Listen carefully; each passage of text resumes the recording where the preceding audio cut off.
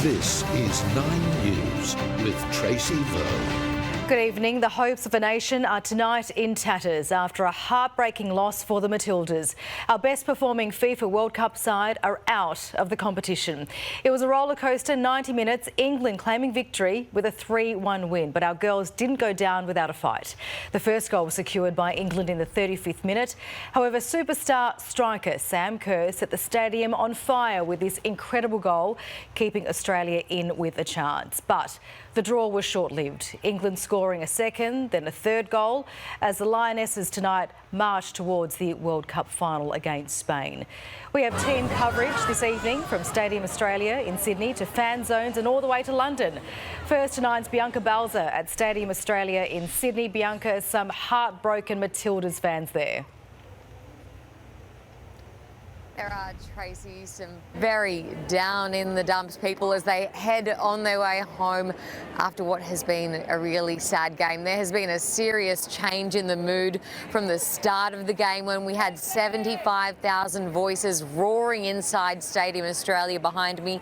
We had hundreds more watching every high, low and in between. As you mentioned, there was that first goal from England when our hearts sunk, but Sam Kerr came in and we were brought up again. But 8 minutes after that, England scored again, and it was just too late. Now, while we don't go home with a World Cup this year, there is so much that the Matildas have achieved. They have galvanised the nation. They have put women's sport in the headlines, and they have made history for themselves as the first Australian team to get this far, and they've made themselves household names. So there is so much to be proud of, and no doubt we'll all be cheering them on Saturday as they fight for third place against Sweden. Tracy? Certainly has united the nation as well. Bianca, thank you. Let's now go to Ruth Wynne-Williams at a live site at Sydney's Darling Harbour. Ruth, how have fans reacted there? Oh, Tracy, what a ride it has been tonight. We saw 10,000 people here.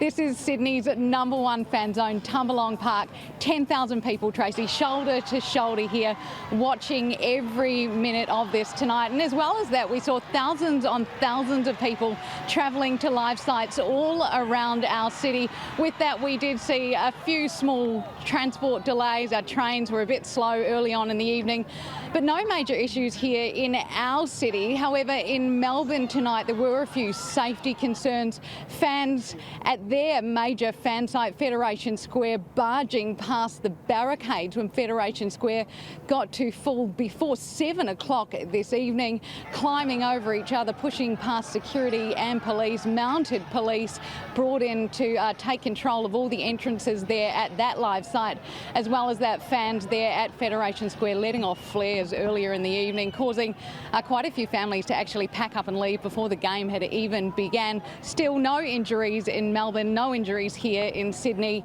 A major event in all of our nation's major centres, thousands packing live sites around the country.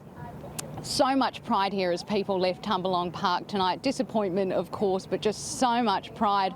A lot of people coming to us saying they wanted to say a huge thank you to the Matildas for the entertainment they have shown our country over the past few weeks. They're certainly looking forward to tuning in for the final this weekend. But wow, what a ride it has been, and what a major moment for Australia's game. Tracy? I'm sure that thanks from fans will give the squad some comfort. Ruth, thank you.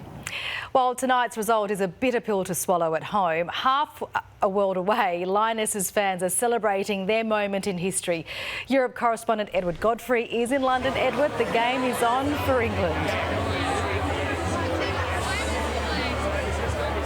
Yeah, it sure is, Tracy, and a full congratulations to them. What a phenomenal game. But I think someone must have forgot to tell the Aussie fans here what the result was, because there's absolutely no signs of disappointment here. We're at a pub in Vauxhall in the heart of London, which was overtaken by Australian fans today for this match. Around 600 were here to watch the match on the big screen, and there was just one solitary English fan that we could see, one that was wearing the jersey very bravely as they made their way through the crowd. We've been riding the highs and the lows. There was disappointment, of course, but that jubilation when Sam Kerr walloped that phenomenal goal, that badly needed goal that we needed. But then at the final whistle, obviously disappointment, but then the drinks just started flowing more and more, and there was shoeys being done all over the place, singing. They were singing Waltzing Matilda, just an absolute party scene here. But some really sort of a touching moment as well. I spoke with a young Australian woman who told me that she played soccer as a young girl. When she was 8 years old, she told me she got laughed off the pitch because it was such a boys' game then, and she was quite emotional watching the Matildas today, saying that she just feels so proud of what they've achieved and what that means and what that means to the 8-year-old version of herself. So, look, a big party here in the heart of London. It's just gone, it's 20 to 2 in the afternoon here, and I think all of the Aussie fans here will be kicking on, making the most of a midweek drink and a midweek party. But just a phenomenal effort by the Matildas and just a wonderful, wonderful journey for everyone in Australia and over here in London to be a part of. Yeah, that story, Edward, surely we can see that this sport has changed for the better in terms of how we view it as well. All right, Edward, thanks so much. Edward Godfrey there in London.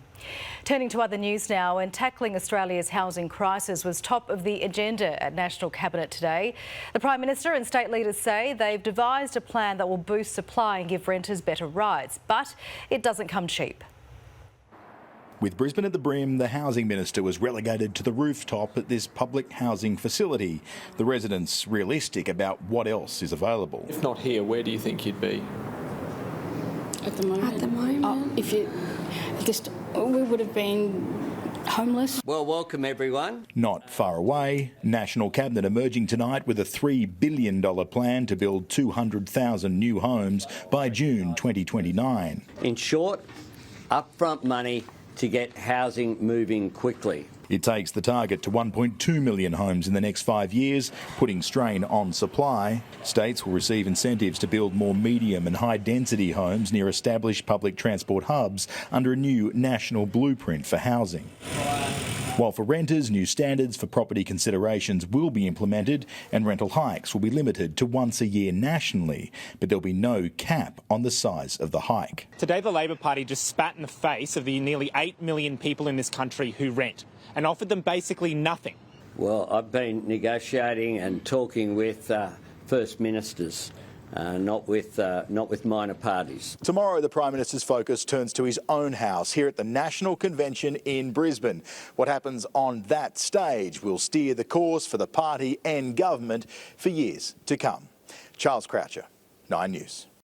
There's been an update tonight on the Maui wildfire disaster. The death toll has now reached 106, with 1,300 people still missing.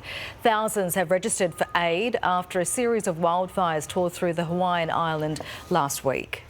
Wild scenes in parts of China, sandy and dusty weather sweeping over several cities in the country's northwest. It reduced visibility to less than 10 metres for drivers, with a weather alert issued. Dramatic pictures from Adelaide, where a man is behind bars following a stabbing attack and attempted home invasion which ended in an arrest at gunpoint. Inga Nielsen has the details. Tonight, the accused attacker is in police custody. His dramatic takedown all captured on